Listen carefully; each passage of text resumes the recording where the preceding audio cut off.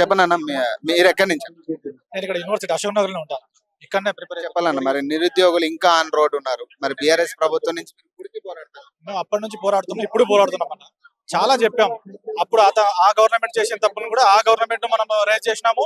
వీళ్ళే కదా మాకు సపోర్ట్ వచ్చి అందరు ప్రతి ఒక్కరు చెప్పాల్సిన అవసరం లేదు. అందరూ ఇక వాళ్ళు చెప్పేది వీళ్ళు చెప్పేది కాకుండా మర్యాదగా మంచిగా చెప్తున్నారు.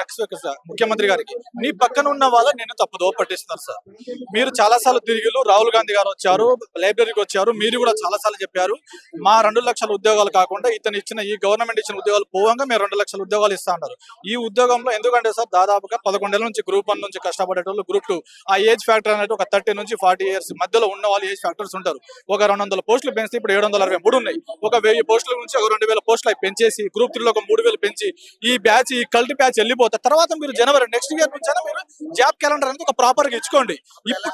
అప్పుడు ఎలా అయినా పెట్టుకోండి. కానీ మీరు దీంట్లోనే గ్యాంబ్లింగ్ చేసేసి దీన్నే ఒక అవార్డ్ లాగా, దీన్ని ఒక సైడ్ క్యారెక్టర్ లాగా చేసేసి దీన్ని మేము అవార్డ్ చేస్తామంటే మాత్రం ఎవ్వరు వినరు. కాంగ్రెస్ ప్రభుత్వం రావడానికి ప్రధాన కారణం నిరుద్యోగులు అని చెప్తారు. గతంలో కూడా వాళ్ళు చేసిన లేవనెత్తిన ఎజెండా కూడా మెయిన్ థింగ్ నిరుద్యోగాన్ని మేము అరికడతాము, నిరుద్యోగులకు ఉద్యోగాలు కల్పిస్తాము, నిరుద్యోగ వృత్తి ఇస్తామని చెప్పడం జరిగింది. మీరు సపోర్ట్ చేశారు. మరి ఇప్పుడు నాయకులు ఏమయ్యారు? మీకు సపోర్ట్ చేసిన నాయకులు కానీ మిమ్మల్ని సపోర్ట్ చేయమన్న నాయకులు ఏమయ్యారు? చేసాం. వాళ్ళే కాళ్ళు చేసి వాళ్ళే పిలిపించేది. రండి ఇక్కడ ఈ రోజు వీళ్ళు వస్తున్నారు, ఆ సార్ వస్తున్నారు, ఈ సార్ వస్తున్నారు అని చెప్పేసి ఇప్పుడు రియాజ్ సార్ అయితేంది, బల్మూరి వెంకట అయితేంది, ఆకడూరి మురళి సార్ అయితేంది, మన మల్లన్న అయితేంది, మల్లన్న టీం సుదర్శన్ అయితేంది, అండ్ ఇంకొకటి మన తొలి వెలుగు రఘువన్న అయితేంది. అంటే నేను ఎవరిని విమర్శించట్లేదు. ఒక్కసారి మీరు ఆత్మ విమర్శన చేసుకోండి. ఆ రోజు ఇతను పడకుండా అంటే కేసీఆర్ మీద కోపంతో మమ్మల్ని బలి చేశారు. ఓకేనా? అంటే ముఖ్యంగా మీరందరూ ఒక ఎజెండా తోటి వెళ్ళేసి కేసీఆర్ ని ఎట్లయినా దించాలి అనే ఒక కాన్సెప్ట్ తోటి మీరంతా బ్లేమింగ్ చేసేసి ఇట్లా ఇది ఉంది అంటే ఒక హిప్నోటిజం లాగా, ఒక ట్రాకర్ లాగా మమ్మల్ని అందరినీ ముందు తోసేసి మీరు అందరూ పబ్బలం పెట్టుకుంటారు. ఈ రోజు ఎవరు రావట్లేరు. ఆకునూరి మురళి సార్ ఒక ఐఏఎస్ ఆఫీసర్ గా, రిటైర్ ఆఫీసర్ మేము గౌరవిస్తాం. ఏమైంది సార్ మీ రాజనీతి శాస్త్రము? ఏమైంది మీ అంతా ఒక టాలెంటెడ్? మీ అంతా మీరు చెప్తారు కదా, జగన్ గారికి నేను చెప్పింది విన్నాన్నారు కదా. ఈ రోజు ఎందుకు కనబడతలేరు మీరు? ఎక్కడ మీ అంతా లోక జ్ఞానం ఎక్కడికి వెళ్ళిపోయింది? మిమ్మల్ని చాలా సార్లు కలిసినాం. మీరు అక్కడికి వచ్చి కలిసినప్పుడు ఏం మాట్లాడతారు, ఇక్కడికి బయటకు వచ్చి ఏం మాట్లాడతారు అంతా తెలుసు. అంటే మీరు ఫోన్ చేసే రెస్పాన్స్ ఉందా? చేశాం సార్, చాలా మంది చేశాము. సీఎం పిఆర్ఓ రేవంత్ రెడ్డి గారి, పిఆర్ఓ అయోధ్య రెడ్డి గారికి, జయపాల్ రెడ్డి గారికి, వాళ్ళందరూ చేస్తే వాళ్ళ వర్షన్ వేరే ఉంది సార్. ఏం చెప్తాం? మాకే ఇక్కడ ఇది లేదు, మా మాట ఎవడు వింటలేడు, మేము జస్ట్ అక్కడ ఒక సజెషన్ ఇస్తున్నాం, మా మాట ఎవడు వింటాను బై. గద్దెక్కించింది ఎందుకు అని ఇప్పుడు వాళ్ళు ఏం చేస్తున్నారో అర్థమైతే లేదు. అడ్మినిస్ట్రేటివ్ రాకపోతే అడ్మినిస్ట్రేటివ్ తెలుసుకోండి. గాబర్ ప్రజాపాలన అని చెప్పేసి అందరినీ ఆగం చేసేసి ఒక ఇది చేయకండి. ఎందుకంటే ఒక సిస్టమేటిక్, ఒక ప్రొసీజర్ ప్రకారం పోండి. ఇప్పటికైనా మేము ముఖ్యమంత్రి గారు కూడా చెప్తున్నాం సార్, మీ చుట్టూ ఉన్న ఒక 5-6 ఒక 10 మంది ఉన్నారు, మిమ్మల్ని బాగా రాంగ్ గైడెన్స్ చేస్తున్నారు. నీ మనసుకి ఏమనిపిస్తే మీరు ఏమైతే అన్నారో ఇక్కడికి వచ్చేసి మీరు ఇక్కడికి ఒకసారి వచ్చారు, వెళ్ళిపోయారు ర్యాలీ తోటి. అక్కడక్కడ సమావేశాల్లో మనం ప్రెస్ క్లబ్ లో పెట్టినప్పుడు అందరూ వచ్చినప్పుడు ఆర్ఎస్ ప్రవీణ్ కుమార్ సార్, వీళ్ళందరూ వచ్చినప్పుడు మీరు కూడా అన్నారు ఈ పోస్టులు కొన్ని పెంచేసి ఇక్కడ ఉన్నటువంటి ఈ బ్యాచ్, ఈ కల్ట్, ఈ ఏజ్ ఫ్యాక్టర్స్ వీళ్ళందరూ ఈ కొన్ని పోస్టులు పెంచేసి వీళ్ళందరూ వెళ్ళిపోతారు. గ్రూప్ 2, 3, 1 స్టాండర్డ్ అండ్ డిఎస్సి పోస్టులు జియో 46 అది ఒక పెద్ద విషయం కాదు. దాని గురించి ఒక కమిటీ వేశారు, అది ఇప్పటిదాకా ఎట్టిపోయిందో తెలియదు. వీటి గురించి మీరు చర్చించండి, సీరియస్నెస్ తీసుకోండి. మీరు ఎందుకు అనవసరంగా ఇప్పుడు ఇదంతా పెంట కావడానికి, ఇదంతా రచ్చ కావడానికి అవకాశం ఇచ్చింది మీరు కాదా? నువ్వు తలుచుకుంటే, నువ్వు ఒక డెసిషన్ తీసుకుంటే నువ్వు పోస్టులు పెంచుకోండి, డిసెంబర్లో ఎగ్జామ్ పెడతా అని చెప్పేసి ఉంటే మీకు ఎంత పేరు ఉంటుంది? ఇప్పుడు మహేందర్ రెడ్డి గారు డిసెంబర్ లోనే వెళ్ళిపోతారు. ఆయన తొందర చెప్పినట్టు మీరు వినకండి. ఆయన వర్షన్ ఆయన చెప్తూనే ఉంటాడు. ప్రతి ఒక్కరిని మేము రెస్పెక్ట్ గా అడుగుతున్నాం. మేము ముఖ్యమంత్రి కూడా నేను గౌరవంగానే చెప్తున్నాను. నీ వెనకాల ఉండేటోళ్ళు నిన్ను ఇక్కడ నుంచి రాంగ్ గైడెన్స్ చేస్తున్నారు. ఇది 100%. మేము ఫోన్లు చేస్తున్నాం, నీ దగ్గరికి రావట్లే. లేదు అని అంటారా?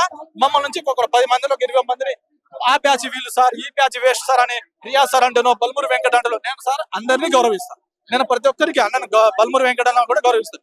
ఈ రోజు కొంచెం రాంగ్ అనే ఈ రోజు మేమే తురుం ఖాన్, మేమే తోపు కాలనుకుంటే మాత్రం మీ తోపు ఖాన్లు, మీ తురుం ఖాన్లు పోయే రోజులు కూడా దగ్గరికే వస్తుంది. కానీ మేము ముఖ్యంగా 5 మెయిన్ గా మేము బాగా తిరిగి మేము మోసపోయిన వాళ్ళు మేము 5 చెప్తున్నాం.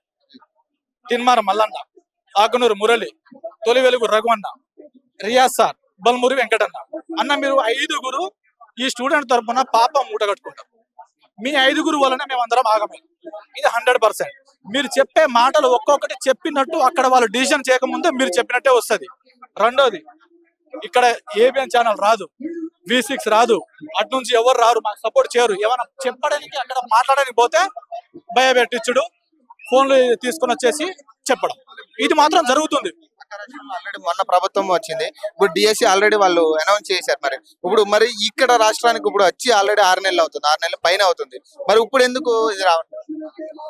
అది వాళ్ళు ఇచ్చారు, అప్పుడు మనల్ని కూడా ఇవ్వచ్చు కదా. ఏ బేస్ మీద ఇచ్చారో, ఏ పర్పస్ తోటి ఇచ్చారు అనేది ఒక జస్ట్ లైక్ చూసుకొని జియో ఏంటి వాట్ ఈస్ వాట్ చూసుకొని చేసేయచ్చు. అది చేయడంలో పెద్ద మ్యాటర్ ఏం లేదు. కానీ వీళ్ళు ఏంటంటే ఇతను గత ప్రభుత్వం ఇచ్చిన నోటిఫికేషన్లు మనమే ఇచ్చినట్టు రేపటి రోజు వాళ్ళు ఇచ్చిన దాంట్లో పోతుందని అనుకుంటున్నారా? మరి ఇవి కాకుండా నేను 2 లక్షలు ఇస్తా అంటారు కదా సార్. మొన్న మార్చిలోనే 26,000 మంది రిటైర్మెంట్ అయ్యారు. నెక్స్ట్ సెప్టెంబర్ లో ఇంకో 32,000 మంది రిటైర్మెంట్లు ఉన్నారు. 61 సంవత్సరాల ఏజ్ ఫ్యాక్టర్ పెంచిన గత ప్రభుత్వం ఇప్పుడు ఒక 50 నుంచి 60,000 ఉద్యోగాలు ఇప్పుడు నెక్స్ట్ ఈ సంవత్సరంలో రిటైర్మెంట్ అవుతున్నారు. ఈ ఉద్యోగాలు వచ్చే సంవత్సరం నువ్వు చేసేటువంటి క్యాలెండర్ లో జాబ్ క్యాలెండర్ లో పెట్టేసి జనవరి నుంచి నువ్వు ఫ్రెష్ గివ్వు, మేము ఇప్పుడే ఇవ్వని చెప్పేసి ఎవరు మేము ఒత్తిడి చేయట్లేదు. ఉన్న ఉద్యోగాన్ని ప్రాపర్ గా పెట్టేసి ప్రాపర్ గా అందరికి ఆర్డర్ కాపీస్ ఇచ్చేసి ఒక 2,000 పోస్టులు పెంచేసి గ్రూప్ 2 ని మెయిన్ గా డిసెంబర్ లో పెట్టండి సార్. ఎందుకంటే సెప్టెంబర్ లో అక్టోబర్ లో గ్రూప్ 1 మెయిన్స్ ఉందని చెప్పారు. నవంబర్ లో నెల తిరగక ముందుకే మనకి ఎగ్జామ్ గ్రూప్ 2 ఉంది. ఒకవేళ సమ్ ఏజ్ ఫ్యాక్టర్ వాళ్ళు మళ్ళీ రేపు వీళ్ళే నెగిటివిటీ అవుతారు, మీకు మాకు అది కూడా రాలేదని చెప్పేసి మళ్ళీ వెళ్ళి ధర్నా చేస్తారు. వాళ్ళకి అవకాశం ఇవ్వడం ఎందుకండి? ఇంకొక నెల రోజు గ్రూప్ 2 డిసెంబర్ లో పెడితే అందులో రాకపోతే గ్రూప్ 2 అయినా చూసుకుంటాడు. రేపటి రోజు నా లాంటి రాకుండా రేపు మళ్ళీ నేను క్యాలెండర్ కోసం వెయిట్ చేసుకుని ఇంకొక సంవత్సరం కూర్చొని మేము ప్రిపేర్ అవుతాం. కానీ గుర్తు పెట్టుకోండి సార్, ఇది చెప్పేది ఇది కొంచెం మైండ్ లో పెట్టుకోండి. ముఖ్యమంత్రి గారు కొంచెం ఆలోచన చేయండి. నీ వెనకాల కొంచెం ఒక గ్యాంగ్ ఉంది, అదంతా రాంగ్ ఫీడ్ చేస్తుంది. మేము వాళ్ళని తప్పంటలేం, మిమ్మల్ని తప్పంటలేం. కొంచెం ఆలోచించుకొని రేపు కేబినెట్ మీటింగ్ లో ఒక శుభవార్త చెప్తారని అనుకుంటున్నాము. చెప్తే మా ఉద్యోగాల తరపున, మా నిరుద్యోగుల తరపున మీరు కొంచెం పాజిటివ్ లో ఉంటారు, పాజిటివ్ వేలో ఉంటారు. చేసేదే చేయండి సార్. నేను అది చేస్తా అని చెప్పేసి మీడియాలో అది చెప్పించి ఇది చెప్పించి కాకుండా జరిగే వాటి గురించి చెప్పండి. నేను అది చేస్తున్నా ఇది చేస్తున్నా అని చెప్పేసి మాత్రం కాలం పబ్బం మాత్రం కట్టుకోకండి. Thank you.